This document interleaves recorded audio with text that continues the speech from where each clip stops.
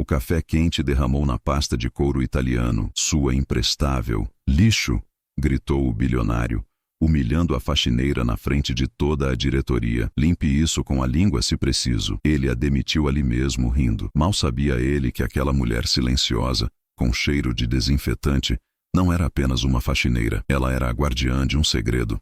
Um segredo enterrado há 20 anos, capaz de implodir o império que ele construiu sobre mentiras. E a hora da cobrança havia chegado. A Torre Monteiro erguia-se no coração financeiro da cidade como um dedo de vidro e aço apontado para o céu. Um monumento fálico à ambição de um homem. Ricardo Monteiro, 55 anos. Ricardo não era um herdeiro. Ele era um conquistador. Um homem que emergiu de origens obscuras para se tornar um dos titãs da tecnologia do país. CEO e fundador da Omnicorp. Sua história oficial era a do gênio self-made man. A realidade, conhecida por poucos, era muito mais sombria. Ricardo era um predador corporativo implacável, com um sorriso carismático para as câmeras e um coração de gelo para quem estivesse abaixo dele. Ele governava seu império do 7º andar, um escritório panorâmico que parecia flutuar sobre a cidade, reforçando sua visão de si mesmo como um deus moderno, intocável, infalível. Sua intolerância com erros era lendária, e seu prazer em humilhar subordinados por falhas triviais era o combustível de seu ego insaciável. Nesse Olimpo de vidro, movendo-se pelas madrugadas silenciosas, existia uma sombra quase invisível. Helena Santos, 44 anos. Helena fazia parte da equipe de limpeza terceirizada que cuidava da Torre Monteiro. Ela não era apenas uma faxineira, era a supervisora do turno da noite, uma posição conquistada com anos de trabalho impecável e uma discrição absoluta. Helena era uma mulher de beleza austera, marcada pela luta. Seus olhos escuros carregavam uma tristeza antiga, mas também uma resiliência inquebrável. Viúva, ela criava sozinha o filho, Mateus, de 18 anos, um jovem brilhante que sonhava em cursar engenharia, mas que via suas chances diminuírem a cada dia devido à falta de recursos. Helena trabalhava 12 horas por noite, limpando os escritórios luxuosos dos homens que decidiam o destino do mundo para garantir que Mateus tivesse o mínimo. Ela vivia em um pequeno apartamento na periferia mais distante, um mundo a anos-luz da opulência que ela esfregava e polia todas as noites. O que ninguém na Omnicorp sabia era que Helena não estava ali por acaso. Ela escolhera trabalhar naquele prédio, naquele andar, naquele setor. 20 anos atrás, seu falecido marido, Daniel Santos, um engenheiro de software genial e idealista, fora o verdadeiro cérebro por trás da tecnologia revolucionária que lançou a Omnicorp ao estrelato. Daniel e Ricardo eram amigos, colegas de faculdade, sonhadores que dividiam um pequeno laboratório improvisado. Daniel criou o código, o algoritmo, a alma do produto. Ricardo era o vendedor, o homem de negócios. Mas a ganância falou mais alto. Ricardo registrou a patente apenas em seu nome. Ofereceu a Daniel uma quantia irrisória para sair da sociedade. E, quando Daniel ameaçou ir à justiça, um acidente suspeito de carro o silenciou para sempre. Helena, grávida de Mateus na época, ficou sozinha, sem provas concretas, apenas com a certeza amarga da traição e a dor da perda. A polícia arquivou o caso como fatalidade. Ricardo Monteiro decolou, tornando-se o bilionário que era hoje, sobre as cinzas dos sonhos e da vida de Daniel. Helena nunca esqueceu. Ela criou Mateus com dificuldade, trabalhando em subempregos, sempre mantendo a história do pai viva para o filho. Mas ela também guardou algo. Escondido no fundo de um baú velho, embrulhado em plástico para protegê-lo do tempo, estava o protótipo original do dispositivo que Daniel criara, junto com seus cadernos de anotações, cheios de diagramas, códigos e datas que provavam, sem sombra de dúvida, sua autoria e a anterioridade de seu trabalho. Eram provas que, na época, sem dinheiro e influência, ela não teve como usar, mas ela esperou. Por 20 longos anos, ela se infiltrou na Omnicorp há 5 anos, primeiro como faxineira, depois subindo para supervisora. Ela precisava estar perto do homem que destruiu sua vida, perto da tecnologia que era o legado de seu marido. Ela não sabia exatamente o que procurava. Talvez uma confissão, talvez uma falha na segurança, talvez apenas a oportunidade de olhar nos olhos do assassino de seus sonhos todos os dias. Ela limpava o escritório de Ricardo Monteiro todas as noites, esvaziava sua lixeira, Polia sua mesa de mogno, respirando o ar rarefeito de seu poder, alimentando uma chama fria de justiça que se recusava a apagar. A colisão aconteceu em uma manhã de quarta-feira. Ricardo havia chegado mais cedo, furioso com os resultados trimestrais que não atingiram suas metas estratosféricas. Ele estava em uma teleconferência com investidores asiáticos, gritando ordens, o rosto vermelho. Helena estava terminando a limpeza do andar, passando com seu carrinho pelo corredor do lado de fora da sala de reuniões principal, onde Ricardo estava. A porta da sala se abriu abruptamente. A secretária de Ricardo, Patrícia, uma jovem claramente aterrorizada, saiu correndo. Ele quer café, forte, agora, e traga os relatórios de Singapura. Helena, vendo o pânico da moça, ofereceu ajuda. Deixa que eu levo o café, Patrícia. Eu já terminei aqui. Vá pegar os relatórios. Patrícia hesitou. Mas o medo de Ricardo era maior. Obrigada, Helena. Você me salva. Helena preparou o café na copa executiva.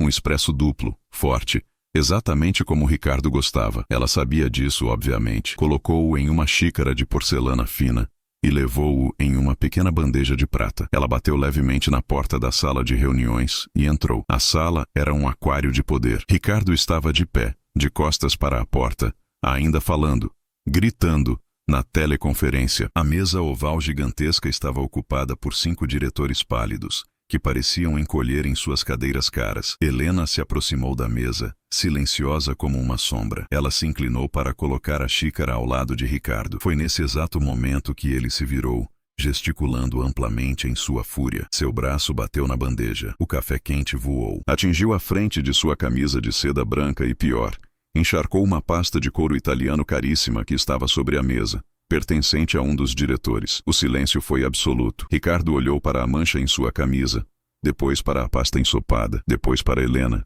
que estava paralisada, a bandeja vazia ainda em suas mãos. A transformação no rosto de Ricardo foi monstruosa. A máscara de CEO carismático derreteu, revelando a fera por baixo. Sua imprestável, ele rugiu, a voz ecoando pela sala. Os diretores se encolheram ainda mais. A teleconferência ficou muda do outro lado do mundo. Helena deu um passo para trás, murmurando desculpas. Desculpas? Ele gritou, aproximando-se dela, o rosto a centímetros do dela. Você tem ideia do que acabou de fazer? Esta pasta vale mais do que a sua vida inteira. Você é lixo, entende?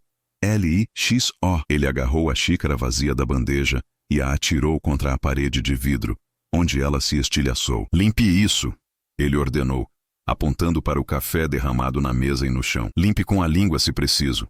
E depois, suma daqui. Você está demitida. Fora. Agora. Ele se virou para os diretores. Reunião encerrada.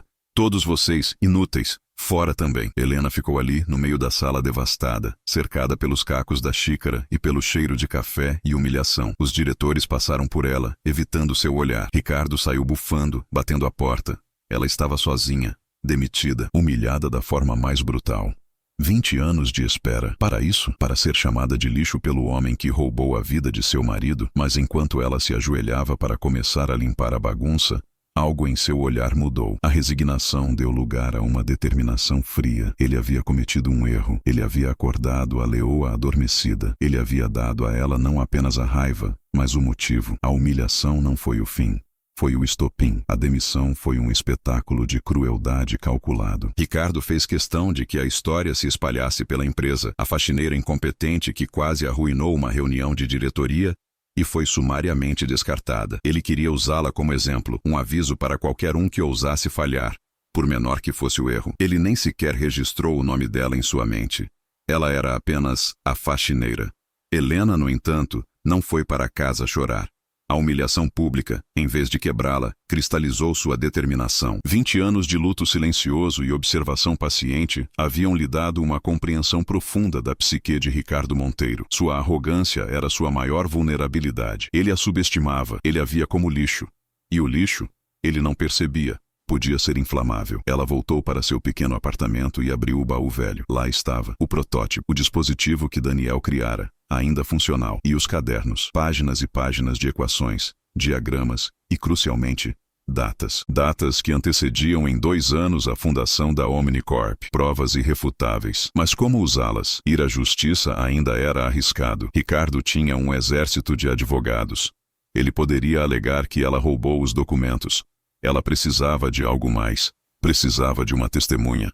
Precisava de alguém de dentro. Sua mente, aguçada por anos de observação silenciosa, começou a trabalhar. Como supervisora da limpeza, ela conhecia os hábitos, os segredos sussurrados, as vulnerabilidades de quase todos naquele prédio. Ela sabia qual diretor tinha uma amante, qual gerente desviava pequenas quantias do caixa, qual secretária chorava no banheiro todos os dias por causa do assédio de Ricardo. Ela tinha um mapa da podridão. Seu primeiro alvo foi Patrícia, a secretária aterrorizada que ela ajudara no dia da demissão. Helena a encontrou em um café perto da Omnicorp. Uma semana depois, Patrícia estava pálida, os olhos vermelhos. Ele me demitiu também, disse Patrícia, a voz embargada. Disse que foi minha culpa você ter entrado na sala. Eu sinto muito, Patrícia, disse Helena com sinceridade. Ele é um monstro. Ele é pior, sussurrou Patrícia.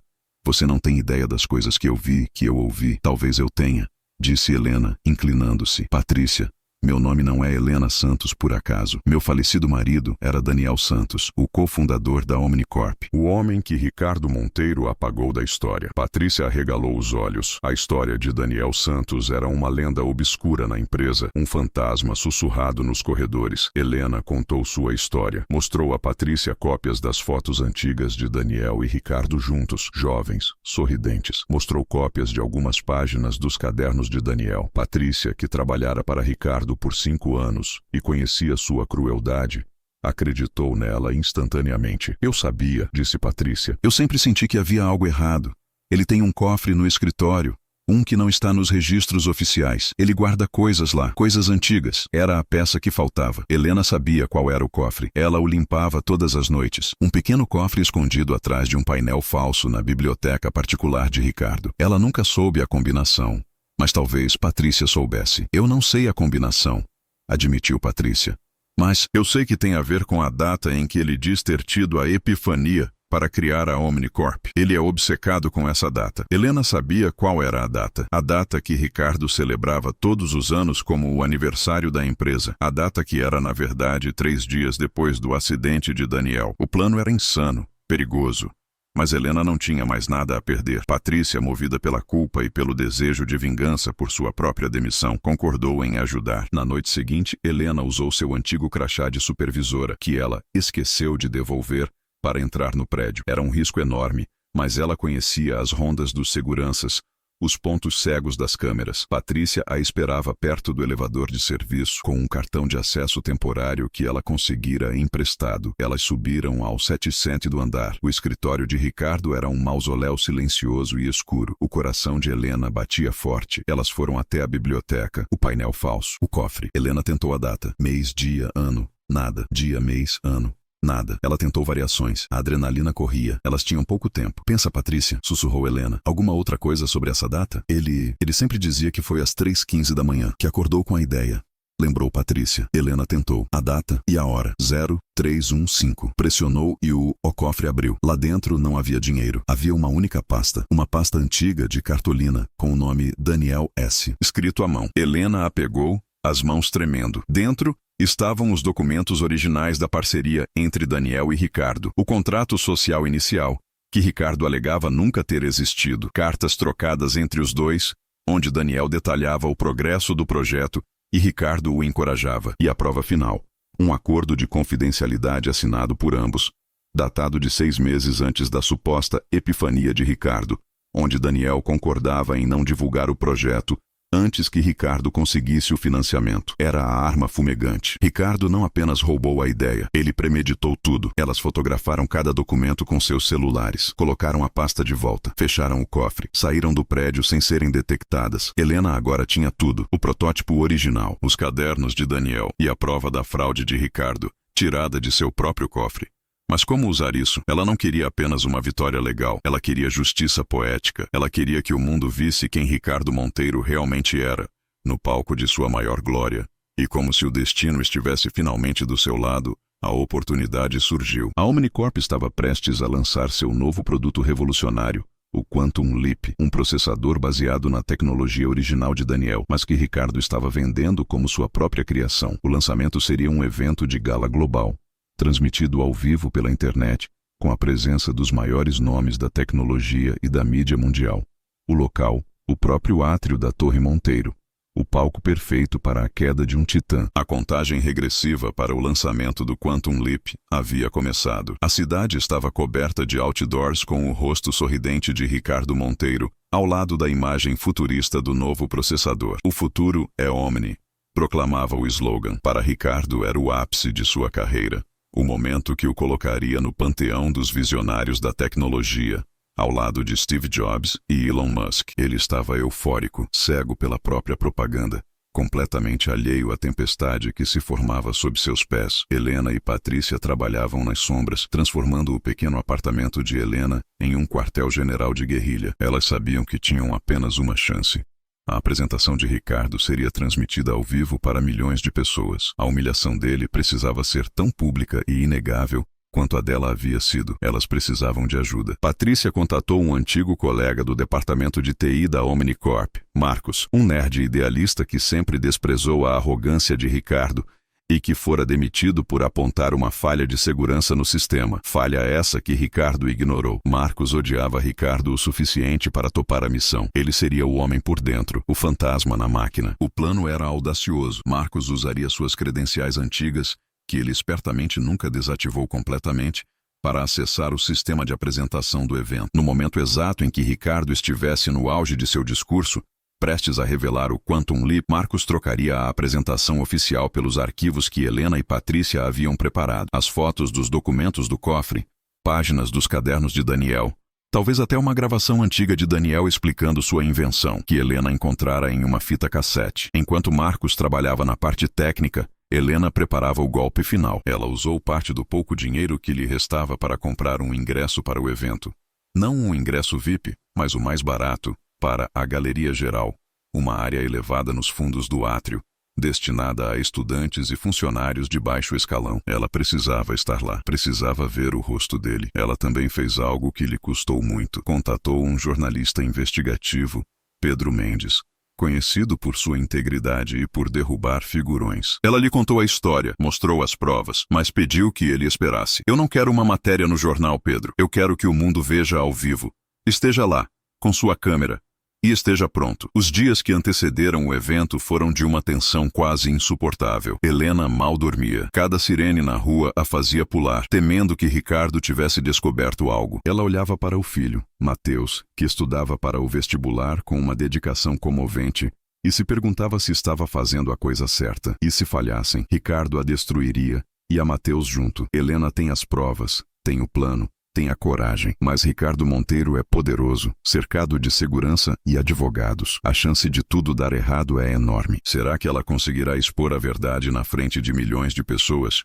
Ou será esmagada pela máquina corporativa? O que você acha que vai acontecer nesse confronto final?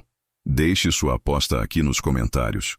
E se você está torcendo pela Helena com todas as suas forças, esmaga o botão de like para mandar energia positiva. A sua torcida faz toda a diferença. Na noite do lançamento, o átrio da Torre Monteiro estava irreconhecível, transformado em um cenário futurista, com luzes azuis pulsantes, hologramas e centenas de convidados da elite tecnológica e financeira global. A imprensa mundial estava lá. Drones transmitiam imagens aéreas. Era o maior evento da história da Omnicorp. Ricardo Monteiro estava no centro de tudo, exultante, recebendo os cumprimentos, posando para fotos, o rei em seu castelo. Ele estava no auge. Helena entrou pelos fundos, usando seu ingresso simples. Ninguém a reconheceu. Ela era apenas mais uma na multidão anônima. Ela subiu para a galeria, encontrando um lugar na última fila, com uma visão clara do palco. Seu coração batia descontroladamente. Ela viu Pedro Mendes, o jornalista, posicionado estrategicamente com sua equipe. Viu Patrícia perto da sala de controle, disfarçada de garçonete. Ela procurou por Marcos, mas não o viu. O plano dependia dele. As luzes diminuíram. Um vídeo espetacular começou, narrando a jornada visionária de Ricardo Monteiro. A plateia aplaudia. Ricardo subiu ao palco sob uma chuva de aplausos e flashes. Obrigado, obrigado. Ele começou, o sorriso carismático firmemente no lugar. Hoje não lançamos apenas um produto, lançamos o futuro. Ele falou por 20 minutos, sobre inovação, sobre romper barreiras, sobre sua paixão por mudar o mundo. Helena o ouvia, o estômago revirado pela hipocrisia. E agora, disse Ricardo, a voz embargada de falsa emoção, o momento que todos esperavam. O resultado de anos de trabalho árduo, de noites sem dormir, da minha visão. Apresento a vocês o Quantum Leap. A música cresceu. As luzes focaram no centro do palco, onde uma plataforma deveria subir com um novo processador. Atrás dele, o telão gigante deveria mostrar o logo brilhante do produto, mas não foi isso que aconteceu. A plataforma não subiu, e o telão piscou, e em vez do logo, o que apareceu foi a imagem de um documento antigo, um contrato social, com 2 assinaturas, Ricardo Monteiro e Daniel Santos. O silêncio no átrio foi instantâneo e absoluto. A música parou. As luzes piscaram. Ricardo Monteiro, que estava de braços abertos, esperando a apoteose, congelou. Ele se virou lentamente para o telão. Seus olhos se arregalaram. Aquele documento, ele o queimara 20 anos atrás, ou pensava ter queimado. O que é isso? Ele gaguejou no microfone ainda ligado. Algum erro técnico, mas a imagem no telão mudou. Agora, uma página de caderno, com equações complexas e a data. 2 anos antes da fundação da Omnicorp. A caligrafia era inconfundível. Era de Daniel. Tirem isso do ar! Ricardo gritou para a equipe técnica nos fundos, mas seu microfone ainda estava aberto. Sua voz desesperada ecoando pelo salão e pela transmissão ao vivo. A imagem mudou novamente. Uma foto. Ricardo e Daniel, jovens, sorrindo, abraçados, em frente ao pequeno laboratório. A legenda apareceu. Parceiros, amigos, até a ganância falar mais alto. O pânico tomou conta de Ricardo. Ele olhou para a plateia. Os rostos, antes admirados, agora eram máscaras de choque e confusão. Os investidores, os jornalistas, todos vendo, o mundo vendo. A imagem final apareceu no telão. Era o acordo de confidencialidade, a prova irrefutável da premeditação. E abaixo dela, uma única frase: a verdade sobre Daniel Santos.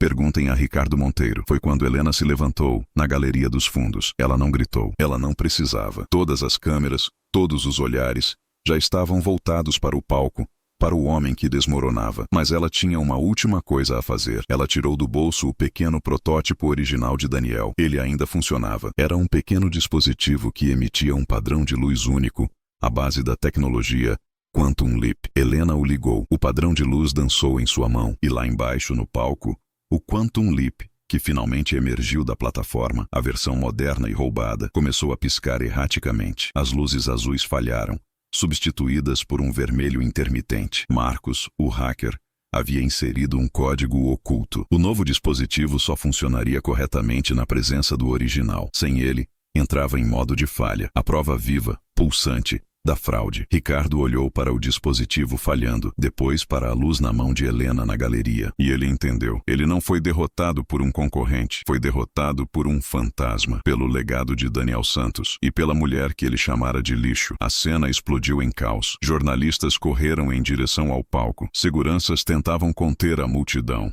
Investidores gritavam uns com os outros. Ricardo Monteiro estava sozinho no centro do furacão, olhando para as próprias mãos, como se não as reconhecesse. O homem que construiu um império sobre uma mentira via seu mundo implodir, ao vivo, para milhões de espectadores. Helena, da galeria, observou a cena. Não havia triunfo em seus olhos, apenas uma tristeza profunda e exausta. A justiça estava sendo feita, mas o preço fora alto demais. Ela desligou o dispositivo de Daniel, guardou-o no bolso e, silenciosamente, como a sombra que sempre fora, virou-se e saiu, deixando para trás o barulho ensurdecedor da queda de um titã. A implosão da Omnicorp foi mais rápida e devastadora do que qualquer analista poderia prever. O escândalo Quantum Gate, como ficou conhecido, varreu o mundo da tecnologia. As ações da empresa viraram pó em questão de horas. Investigações criminais foram abertas. Ricardo Monteiro foi preso preventivamente, acusado de fraude, espionagem industrial, e com a reabertura do caso do acidente de Daniel Santos, suspeita de homicídio. Seu império, construído sobre a areia movediça de uma mentira, desabou como um castelo de cartas. Mas a história que capturou a imaginação do público não foi a da queda de Ricardo, mas a da ascensão silenciosa de Helena. O jornalista Pedro Mendes publicou sua matéria exclusiva, contando a saga de 20 anos de Helena, a história de amor, traição e perseverança. Helena, a faxineira vingadora, tornou-se um símbolo improvável de justiça e resiliência. Ela foi procurada por advogados, investidores, editoras. Todos queriam um pedaço de sua história, de sua vingança. Mas Helena não queria vingança, queria legado. Com as provas que reunira, ela entrou na justiça não para pedir indenização pessoal, mas para reivindicar a propriedade intelectual de Daniel Santos. Após uma batalha legal complexa, Mas impulsionada pela opinião pública e pelas evidências esmagadoras, ela venceu. A patente original, a alma da Omnicorp, foi postumamente concedida a Daniel Santos e, por herança, a Helena e seu filho, Matheus. De repente, Helena era a detentora da chave do cofre. A tecnologia que valia bilhões era dela, mas o que ela fez com isso chocou o mundo novamente. Ela não reabriu a Omnicorp. Ela não vendeu a patente para o maior lance. Ela criou a Fundação Daniel Santos para a Inovação Ética, uma organização sem fins lucrativos dedicada a financiar jovens inventores e startups de tecnologia que tivessem um compromisso real com o impacto social e a transparência. A tecnologia Quantum Leap, sob a égide da Fundação, foi licenciada a preços acessíveis para universidades e centros de pesquisa em países em desenvolvimento, impulsionando a ciência onde ela era mais necessária. Helena não se tornou a nova CEO. Ela se tornou a guardiã. Ela trocou o uniforme de faxineira não por um terninho de grife, mas por roupas simples e confortáveis. Ela continuou morando em seu apartamento, embora agora quitado e reformado. Sua única extravagância foi garantir que Matheus pudesse cursar a faculdade de engenharia dos seus sonhos sem se preocupar com dinheiro. A cena final acontece na cerimônia de formatura da primeira turma de bolsistas da Fundação Daniel Santos. O evento é simples, realizado em um auditório universitário. Helena está na primeira fila, ao lado de Matheus, agora um jovem estudante de engenharia confiante e orgulhoso. Patrícia, a ex-secretária, trabalha agora como gerente de projetos na fundação. Marcos, o hacker, é o chefe de segurança digital. No palco, uma jovem estudante, filha de imigrantes, recebe o prêmio de melhor projeto. Ela agradece à fundação. Eles não nos deram apenas dinheiro, diz ela, emocionada. Eles nos deram a chance de provar que ideias que nascem em garagens humildes podem, sim, mudar o mundo. Eles nos ensinaram que a ética não é um obstáculo para a inovação. É o seu motor. Helena sorri. Ela olha para a foto de Daniel que está projetada no telão ao lado do logo da fundação. 20 anos. 20 anos de dor, de espera, de silêncio. Mas finalmente a justiça havia encontrado seu caminho. Não uma justiça de vingança, mas uma justiça de reconstrução. Ricardo Monteiro foi condenado a uma longa pena de prisão. Sua fortuna evaporou. Seu nome se tornou sinônimo de fraude. Helena, a mulher que ele chamou de lixo, agora administrava o legado que ele tentou roubar, usando-o não para construir um império de poder, mas uma ponte de oportunidades. A faxineira não apenas derrubou o titã, ela limpou a sujeira que ele deixou e plantou um jardim no lugar. A história de Helena é um testemunho poderoso de que a verdade, por mais que seja enterrada sob camadas de poder e mentiras, sempre encontra uma forma de vir à tona. Ela nos ensina que a dignidade não está no cargo que ocupamos, mas na integridade com que vivemos, e que a maior justiça não é ver os culpados caírem, mas usar as ruínas de seus impérios para construir um futuro mais justo para todos. Se esta jornada de uma mulher que transformou 2 décadas de dor na maior reviravolta corporativa da história tocou sua alma e te fez acreditar na força da perseverança, não perca as próximas histórias emocionantes que preparamos para você. Inscreva-se agora mesmo no canal Histórias que Marcam para não perder nenhum capítulo. Temos vídeos novos todos os dias, trazendo narrativas de superação, justiça e segredos revelados que vão te inspirar e te deixar sem fôlego. Junte-se à nossa comunidade e acompanhe as histórias que provam que mesmo a menor das chamas pode derrubar a mais escura das torres.